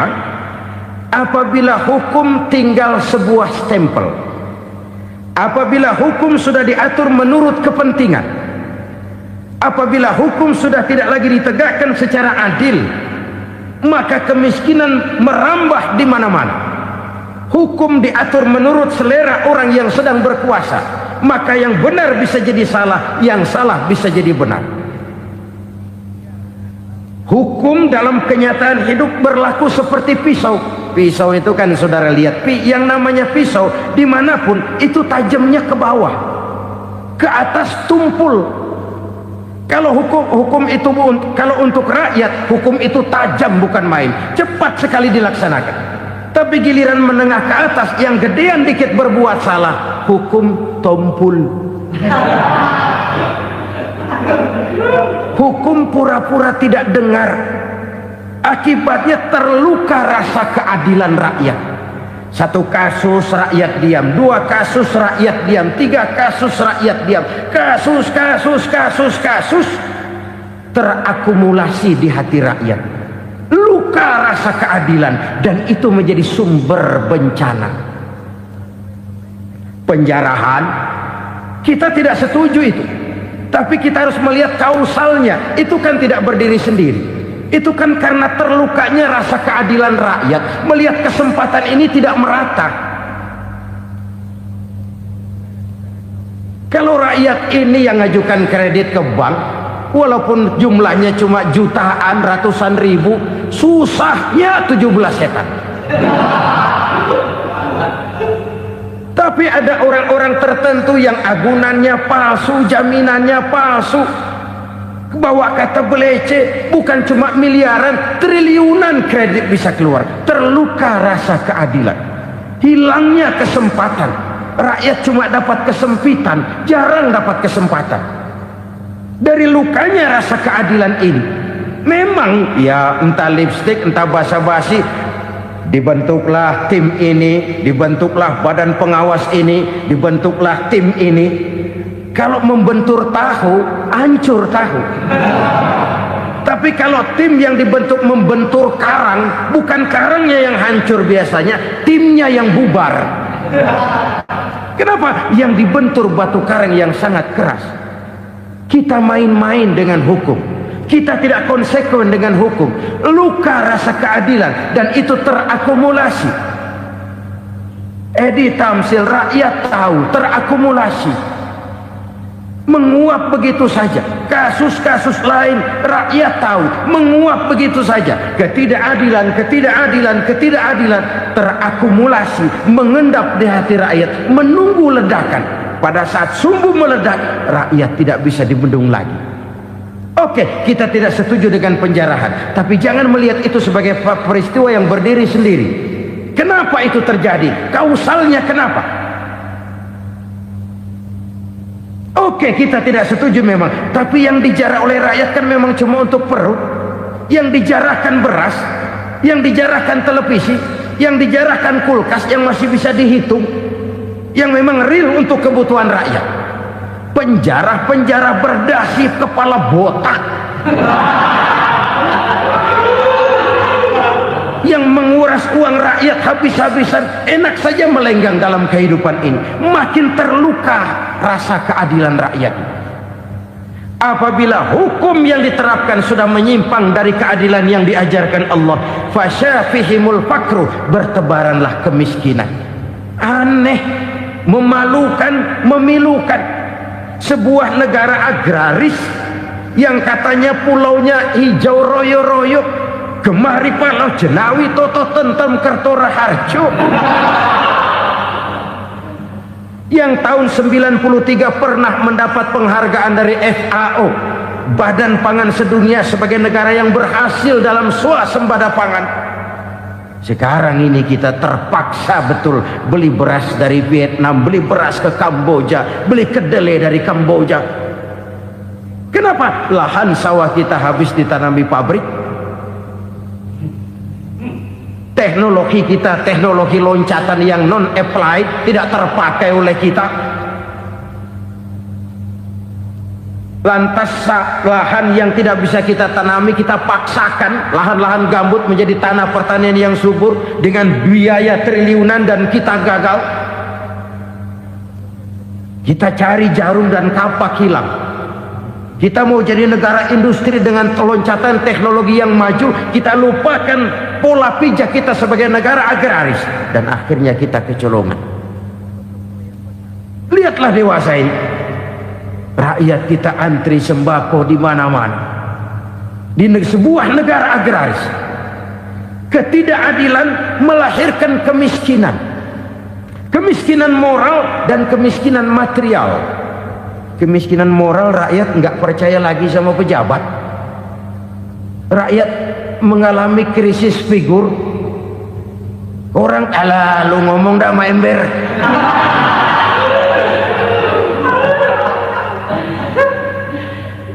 Penataran yang menghabiskan biaya miliaran itu melahirkan pejabat-pejabat korup. Pengawasan yang menghabiskan biaya miliaran itu ternyata impoten, mandul. Kemiskinan moral. Jujur saya berkata, saudara-saudara, setelah pintu reformasi dibuka, itu yang masuk memang macam-macam. Ada yang memang punya tujuan murni, konsekuen, dan punya konsep. Ada yang nunggu di tikungan, begitu mobil lewat nyamber pintu, berangkat ikut reformasi. Ada yang memanfaatkan momentum, mumpung, untuk nyampein unek-unek, ngerti nggak, pokoknya ngomong. Sehingga keadaan semakin rancu, kebingungan semakin menjadi-jadi, masalah yang paling urgen tidak terselesaikan. Sekarang ini orang berpikir mendingan jadi pala ular daripada jadi buntut macan. Buntut macan memang hebat macan, tapi kalau buntutnya cuma ugel-ugel di belakang buat apa? Mendingan jadi pala ular kecil juga nyaplok. Artinya ya biar kecil juga kalau punya partai kan gagah. Lalu rame-rame bikin partai kayak bikin arisan. Orang makin mengalami dislokasi. Semua mau jadi pahlawan, semua mau nomor satu, semua ngomong. Iya kalau bidangnya, kalau bukan makin rancu. Marilah lewat kesempatan ini saya mengajak kita untuk tahu diri. Biarkan politisi ngomong politik, biarkan ekonom menata ekonomi, biarkan praktisi bicara soal hukum, biarkan rakyat munajat, istighfar, mohon pertolongan Allah. Tahu diri kita. Kalau memang ayam, kukuruyuk aja dah. Kalau memang kucing, ayo ngeong. Kalau kambing, silahkan ngembe. Udah tahu ayam, ngeong bunyinya. Suaranya palas, orang nggak ngerti, bingung, makin menjadi-jadi. Ibarat kesebelasan sepak bola bangsa kita sekarang ini, rame-rame mau bikin gol, kiper ikut nyerang sekarang. Memilukan dan bahkan memalukan. Wa ma hakamu bighairi ma anzalallah illa fasha fihimul fakru. Kalau hukum yang diterapkan sudah menyimpang dari keadilan yang diajarkan Allah, bertebaranlah kemiskinan di mana-mana. Coba sekarang ini yang punya duit bingung, apalagi yang kagak punya duit. Yang pengusaha gede ngeluh, apalagi yang pengusaha pas-pasan. Yang kagak punya beras, yang punya beras saja masih bingung, apalagi yang nggak punya beras. Ini sudah demikian merata. Dulu kita kagum mendengar konglomerat kelas buadah, kelas-kelas yang seakan-akan cuma ada dalam khayalan mereka, punya kekayaan miliaran dolar, triliunan. Sudahlah, seolah-olah nggak terjangkau sama kita. Weh, ternyata yang gede-gede itu juga gede utangnya. Dan rontok satu demi satu. Ternyata rakyat selama ini cuma dialamatkan, cuma dijadikan address. Rakyat yang tidak banyak ngerti persoalan ini harus menanggung hidup ini begini berat, harus menanggung beban hidup ini begini tinggi, daya beli semakin lemah, semakin terpuruk dan terpuruk, sedang keadaan belum juga banyak berubah. Yang hutang sama luar negeri itu kan bukan rakyat kecil, Ciano. Yang banyak nyimpen dolar juga kan Ciano. Rakyat kecil bocah kampung mah jangankan nyimpen dolar, ngelihat juga tumben. Kemana kita mesti bercermin? Sekali lagi saya mengatakan maaf, kita tidak bermaksud mencari kambing hitam. Karena itu kita tidak bicara orang, kita bicara sistem, kita bicara keadaan. Beginilah yang dikatakan Nabi, penyebab timbulnya bencana, hukum yang ditegakkan tidak lagi berorientasi kepada keadilan, tapi berorientasi kepada kepentingan. Akhirnya bentuk hukum seperti pisau, tajam ke bawah, tumpul ke atas. Hukum cuma buat rakyat kecil, tetapi kelompok menengah ke atas kadang-kadang kebal dari perlakuan hukum. Maka bertebaranlah kemiskinan. Iya, kemiskinan moral berupa lukanya rasa keadilan. Kalau rasa keadilan terluka, orang kan nunggu kesempatan, saudara. Iya, dia nggak bisa ngomong, iya dia nggak sanggup action, iya dia nggak bisa tunjuk rasa, tapi hatinya kan kapan ada kesempatan, kapan ada waktu, tunggu. Hatinya mesti begitu. Sehingga begitu ada kesempatan, terjadilah hal-hal yang tidak terhindarkan. Dan itu ekses, bukan reformasi. Jangan seperti sebuah dialog saya dengan seorang abang beca. Saya bertanya, bang, ya, abang tahu nggak reformasi? Tahu, Ustaz. Apa? Pembakaran. Terus penjara lalu perkosaan. Itu referensi, itu yang saya lihat. Nah, itu yang dia lihat. Saya tentu tidak menyalahkan abang beca kita, karena memang itu yang dia lihat dan sejauh itu wawasannya. Tapi ini indikasi bahwa banyak rakyat kita yang belum bisa menggunakan kebebasan secara bertanggung jawab. Padahal kebebasan tanpa tanggung jawab tirani. Sebuah contoh gampang-gampangan. Saya beli radio, saya setel di kamar saya, lalu saya bilang, ini radio gue. Yang beli gue, pakai duit gue setel di kamar gue, sekeras-kerasnya, gak ada urusan sama orang lain. Itu kata saya.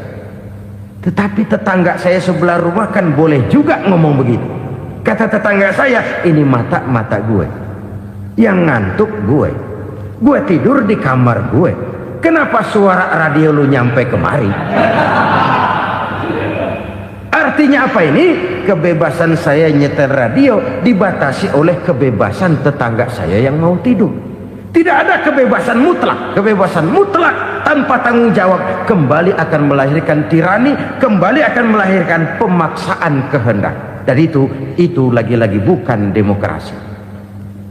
Saudara-saudara kaum muslimin rahimakumullah.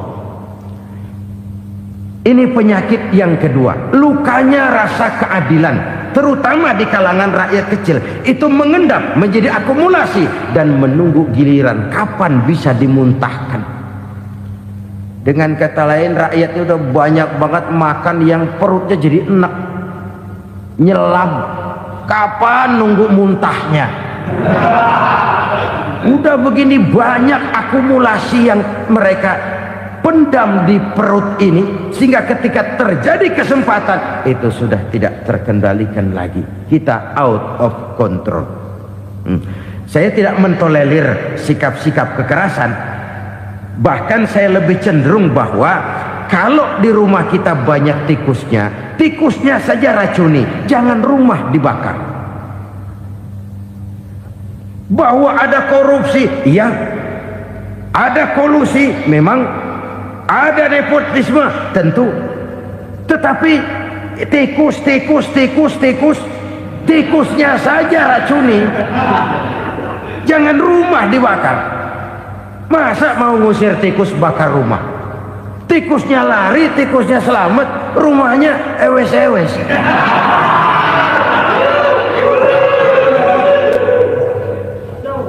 Tikus selamat, rumah nggak punya, masalah nggak terselesaikan dengan sebagaimana yang kita harapkan.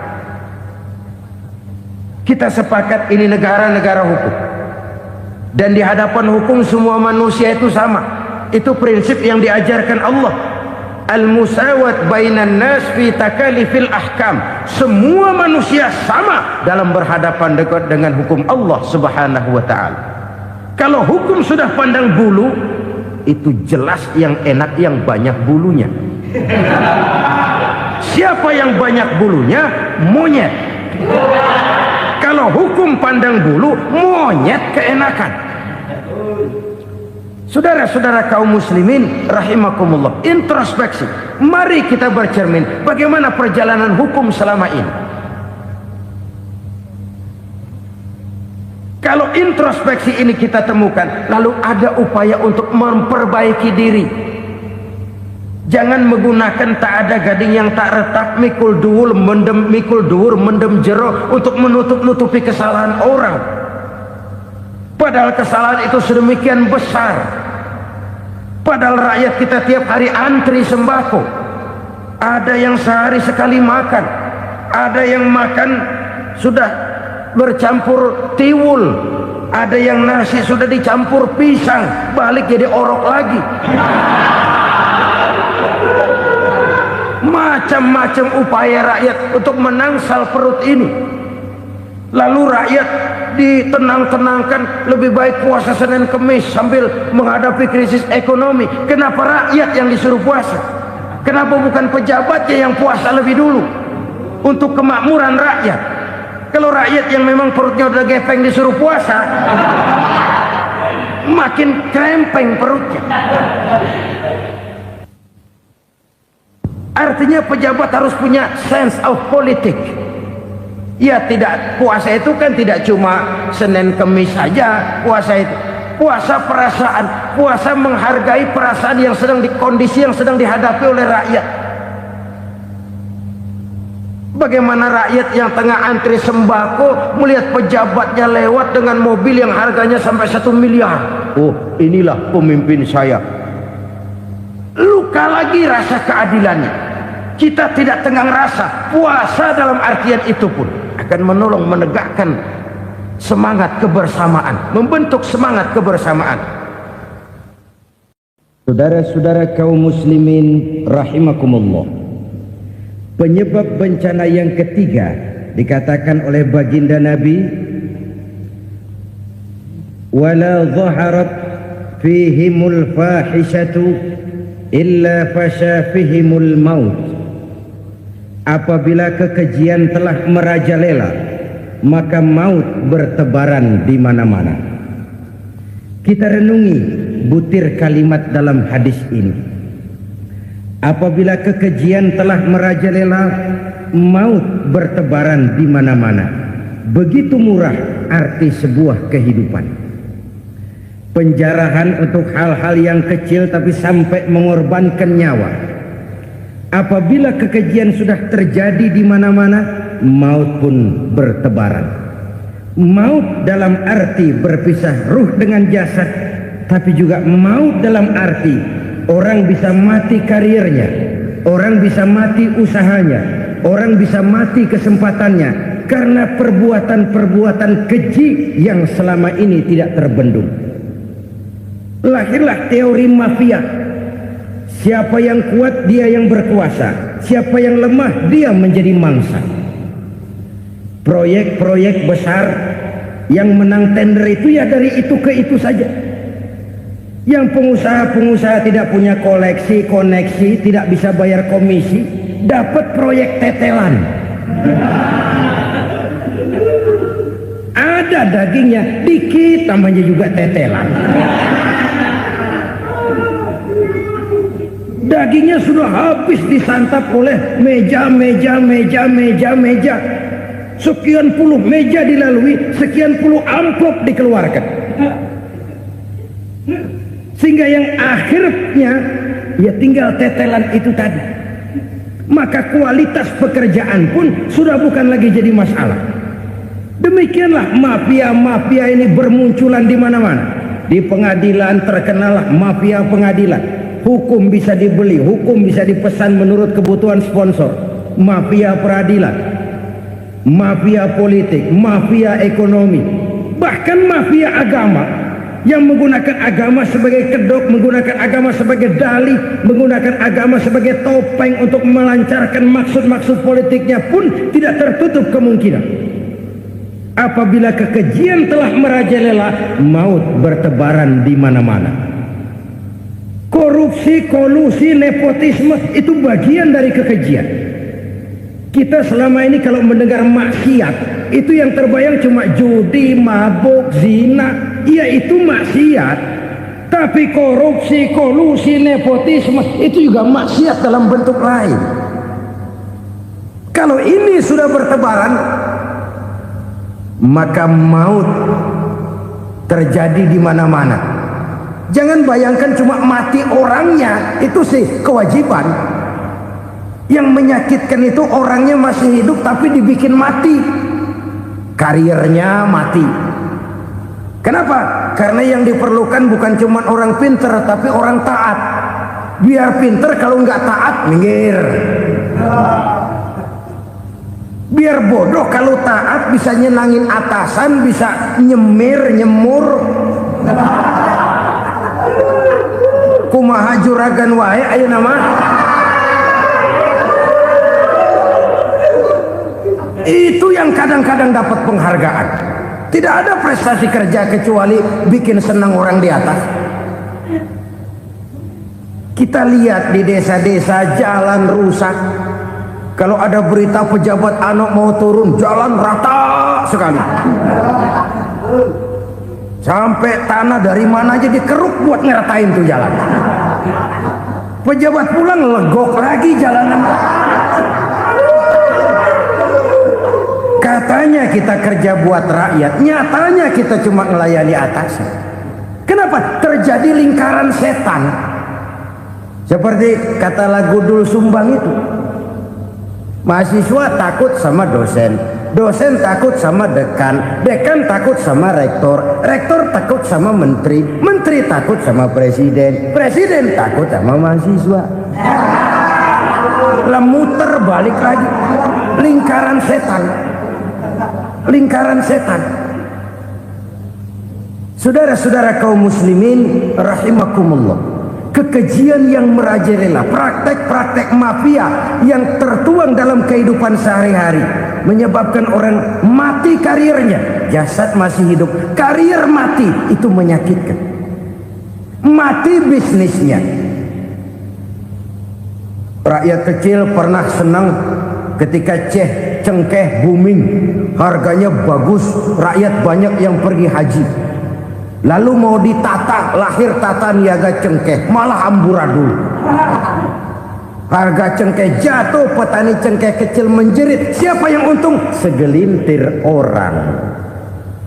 Masihkah kita pakai atas nama rakyat untuk kepentingan nasional, padahal yang nyanyi cuma segelintir orang? Masihkah kita mau bohongi rakyat ini dengan mobil nasional tapi bikinan Korea? Masihkah kita mau bermain verbalisme, bermain kata? Ini sebuah masa lalu yang tidak perlu terulang lagi untuk masa-masa yang akan datang. Kekejian merajalela, orang mati karir. Bisa mati usaha, mati bisnis. Usahanya maju, dirangkul, hancur. Usahanya maju, dipukul, hancur, tenggelam.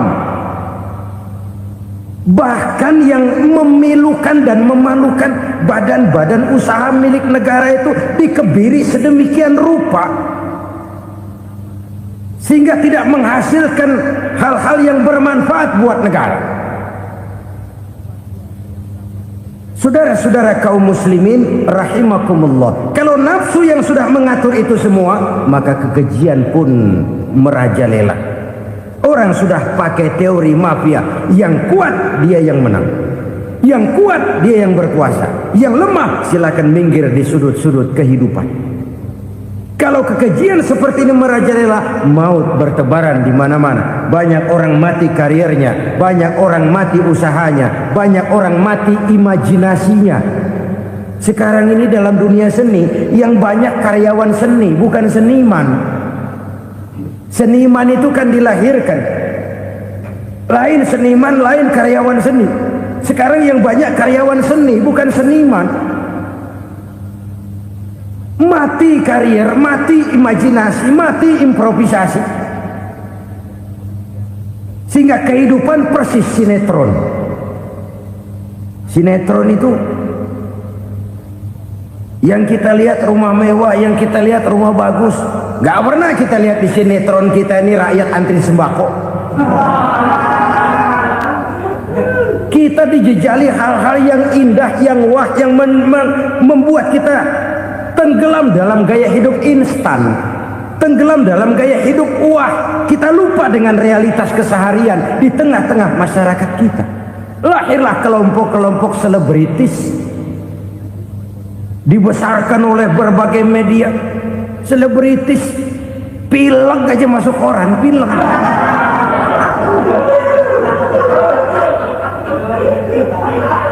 Rakyat yang pingsan antri beras nggak masuk koran. Rakyat yang semaput antri minyak nggak masuk koran. Selebritis panok masuk koran.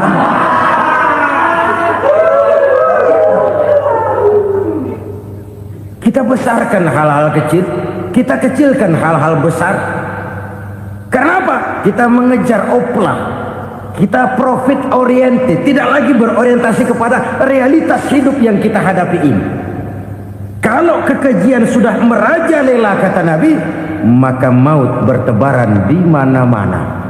Maut dalam artian maut, coba lihat sekarang begitu murah nyawa. Karena 1000 perak orang mau nusuk bunuh. Karena beras seliter orang khilaf, begitu murah kehidupan. Tapi kekejian dalam bentuk korupsi, kolusi, nepotisme, kekejian dalam bentuk itu mematikan karier, mematikan bisnis, mematikan imajinasi, mematikan kreativitas. Itu juga maut dalam bentuk lain akibat kekejaman lain. Ini penyebab yang ketiga. Yang keempat, penyebab bencana menurut baginda Rasul, wala tuffiful mikyala illa muni'un nabat. Apabila timbangan sudah dicurangi, maka tercegahlah tumbuh-tumbuhan. Apabila timbangan sudah mulai curang, maka terjadilah musim paceklik. Apabila bisnis sudah bergaya mafia tadi itu, kecurangan-kecurangan terjadi, tender di balik pintu, yang dimenangkan cuma kelompok-kelompok yang bisa memberikan presentasi yang besar, muni'un nabat, terjadilah paceklik. Paceklik, panen gagal, wereng, ya wereng, kemarau panjang, it's okay, air sulit, iya, tetapi kan semua itu ada yang ngatur. Kemarau ada yang ngatur, belalang itu ada yang ngatur, air itu juga ada yang ngatur. Yang ngatur itu yang serba maha. Kalau ia murka melihat kecurangan timbangan, Allah itu kalau murka kan gampang saja, tinggal komandoin balang, lang, hancurin tuh sawah. Konvoy belalang, konvoy. Allah tinggal ngutik angin El Nino, mampir lo ke Indonesia. Hujan nggak turun-turun, kemarau panjang. Jadi kalau musim kemarau kan namanya anginnya El Nino. Kalau musim hujan anginnya namanya La Nina. Cakep namanya, kejem orangnya. Saudara lihat Cina sekarang sedang kena La Nina, banjir besar, ribuan orang meninggal. Dia mah ribuan mati kagak berasa, rakyatnya miliaran. Bangladesh lagi ngalami La Nina, India lagi ngalami La Nina. Angin, hujan, kemarau, belalang, itu kan ada yang ngendaliin. Kuncinya bukan di belalangnya, kuncinya bukan di peredaran matahari berputar, kuncinya di atas yang mengatur semua itu. Kalau timbangan sudah mulai curang, pengusaha sudah nggak mau jujur, apa nggak bikin perut jadi mual. Begitu rakyat antri sembako pingsan nggak dapat beras, sementara beras ditumpuk-tumpuk sampai membusuk. Kemana hati nuraninya? Kemana akal pikirannya? Kemana mereka yang berbuat atas nama rakyat tapi melihat rakyat susah tidak tergerak hatinya? Apabila timbangan sudah mulai dicurangi, bisnis sudah mulai melenceng, maka terjadilah paceklik. Sebuah negara yang berhasil dalam swasembada pangan, lalu sekarang menjadi negara yang rakyatnya antri untuk memperoleh kebutuhan pangan. Saudara-saudara kaum muslimin rahimakumullah, ini intinya adalah kecurangan. Kalau kecurangan sudah terjadi di mana-mana, dan ini milik siapa saja, bukan soal tempat, bukan soal jabatan, soal manusianya, SDM-nya. Kecurangan tidak cuma terjadi di kantor, di masjid bisa terjadi kecurangan. Korupsi tidak hanya bisa terjadi di kantor, di madrasah bisa ada korupsi. Faktor manusianya, ini soal SDM. Kecurangan yang besar tentu besar lagi kerugiannya. Kecurangan yang kecil, kecurangan sehari-hari, pedagang-pedagang kecil ngurangi timbangan, barang yang buruk dikatakan baik, yang baik dikatakan buruk, itu merugikan perorangan. Kecurangan yang besar merugikan bangsa dalam bentuk total, dalam bentuk seutuhnya. Nah, kecurangan-kecurangan seperti ini rakyat kan lihat, rakyat kan tahu, dan itu kembali terakumulasi di sini, pegel. Dan jangan lupa, rakyat yang nggak ngomong itu, rakyat yang nggak bersuara itu, batinnya menjerit, jeritannya menggoncang aras, dan itu didengar Allah. Yadullah fauqal jamaah, kata Nabi. Tangan Tuhan di atas orang banyak. Jeritan hati rakyat menggoncang aras. Rakyat yang terlalu banyak dizolim, rakyat yang terlalu banyak dirugikan, ya rakyat yang terlalu banyak di atas namakan, menjerit batinnya, menggoncang aras, dan Allah bisa menggerakkan apa saja untuk membuat satu situasi. Allah bisa menggerakkan apa saja untuk membuat satu situasi. Saudara-saudara kaum muslimin rahimakumullah, ini faktor yang ketiga, timbulnya kecurangan. Faktor yang keempat maksud saya. Yang kelima, penyebab timbulnya bencana menurut baginda Nabi, wala muni'uz zakat illa hubbisa anhumul qatr. Apabila zakat enggan dibayar, maka tercegahlah qatrun. Qatrun ini kalau bahasa kita sembako.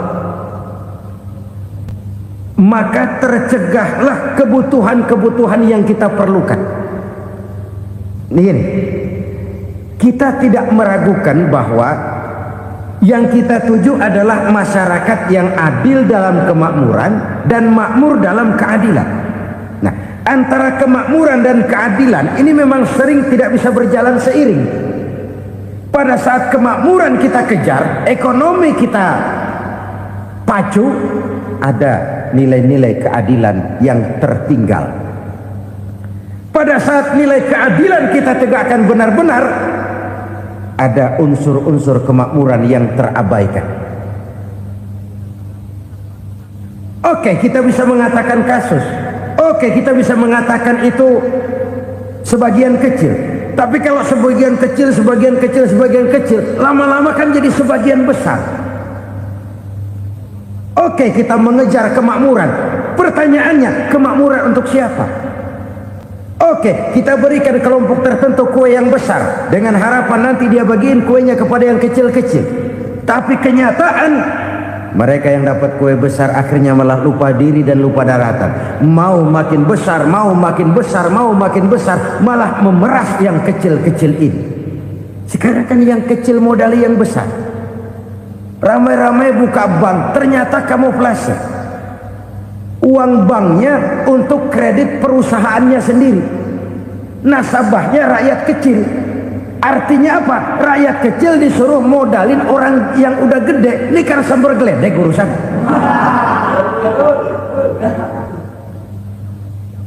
Ini kan permainan apa lagi?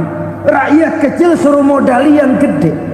Nasabahnya rakyat kecil, kumpulkan uangnya di bank, kucurkan kredit kepada perusahaannya sendiri. Bukankah itu rakyat kecil suruh modali yang gede?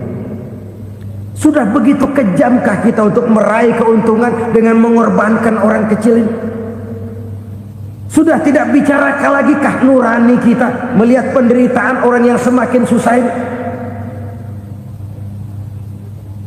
Kalau zakat enggan dibayar, padahal zakat 2,5% saja, 2,5% saja. Kalau itu pun enggan, kalau zakat saja enggan, bagaimana pula yang namanya sodako, bagaimana pula yang namanya infak, bagaimana pula yang namanya santunan, bantuan. Kadang-kadang lipstick nyumbang si nyumbang, cuman nyolongnya lebih gede. Ini namanya sumbangan lipstick. Buat lipstick itu kan buat ngumpetin bibir pucat. Itu fungsi utama lipstick. Buat ngumpetin korupsinya, nyumbang kegiatan-kegiatan sosial, tapi yang dia korup lebih gede dari yang dia sumbangin. Lipstick kamuflase, nepu kata anak sekarang.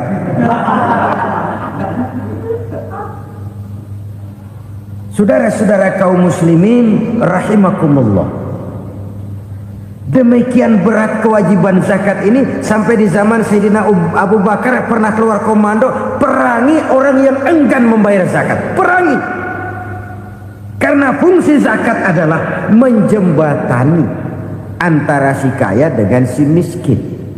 Bahwa ada kemiskinan itu Qur'ani. Allah menyatakan, aku melebihkan rezeki sebagian kamu dari yang lain. Ini kan kesenjangan. Allah melebihkan rezeki sebagian kamu dari yang lain. Ada itu. Tetapi itu berjalan secara nature. Nah, kalau direkayasa, yang kaya semakin kaya, yang miskin semakin terpuruk, yang sudah besar dapat proyek besar, yang kecil dapat tetelan. Ini kan rekayasa namanya. Kesenjangan yang direkayasa ini yang kita harus kikis. Nah, fungsi zakat menjembatani dari sisi sosial. Dari sisi pribadi, Nabi berpesan, zakku amwalakum biz zakat. Bersihkan hartamu dengan zakat.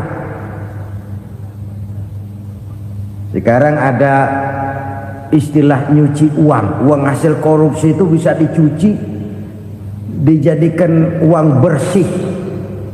Bukan pakai rinso, bukan. Pakai politiknya koruptor, diolah sedemikian rupa sehingga jadi uang resmi. Sudah memutik, itu termasuk yang disebut kejahatan kerah putih, white collar crime. Kejahatan kerah putih, kejahatan pakai dasi, kejahatan kelas kakap. Makanya orang mendingan goblok kagak bener daripada pinter kagak bener. Goblok kagak bener itu gampang ngurusinnya. Pinter kagak bener, ini yang berabe bener ngurusinnya.